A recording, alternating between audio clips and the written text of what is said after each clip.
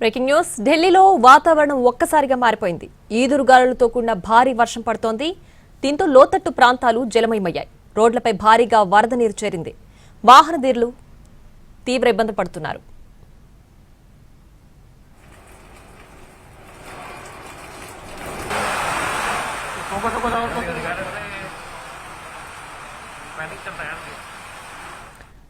ఢిల్లీలో ఒక్కసారిగా వాతావరణం మారిపోయింది. అక్కడ తీవ్రమైన వర్షం పడుతోంది. దీనికి సంబంధించి పూర్తి డీటెయిల్స్ మా ప్రతినిధి రాజు లైవ్ లో అందించడానికి సిద్ధంగా ఉన్నారు.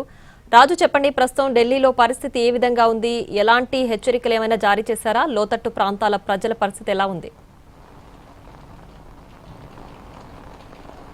ఎస్ ప్రియా, దేశ రాజధాని ఢిల్లీలో ఒక్కసారిగా వాతావరణం మొత్తం కూడా మారిపోయింది. వాస్తవానికి నిన్న రాత్రి వరకు కూడా పెద్ద ఎత్తున ఉక్కపోత, అంతేకాదు డే టైంలో ఎండ కూడా తీవ్రంగా కనిపించింది. సో ఉదయం 10 గంటల నుంచి ఈ పరిస్థితి మారింది. అంతేకాదు ఈ మధ్యాహ్న వేళనే మనకు చిమ్మ చీకటిగా మారిపోయింది వాతావరణం. మనం చూస్తున్నాము, దేశ రాజధాని ఢిల్లీ అంటేనే మనకు ఇండియా గేట్ ఒక ఐకానిక్గా చూస్తూ ఉంటాము. సో ఇండియా గేట్ ప్రాంతంలో పరిస్థితి ఎలా ఉంది అంటే ఒక చిమ్మగా చీకట్లు మనకు కనిపిస్తూనే ఉన్నాయి.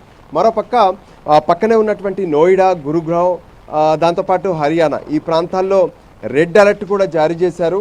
వాస్తవానికి ఒకవైపు అంటే దేశ రాజధానిలో ఎప్పుడు వాతావరణం మార్పు జరిగినా సరే ఆ సమయంలో ఖచ్చితంగా ఒక భారీ వర్షం అనేది వస్తూ ఉంటుంది. సో ఇప్పుడు ఎండాకాలం నుంచి ఏ విధంగానైతే ఆ తర్వాత వర్షాకాలం వచ్చింది, వర్షాలు కూడా భారీగా ఢిల్లీలో కనిపించాయి.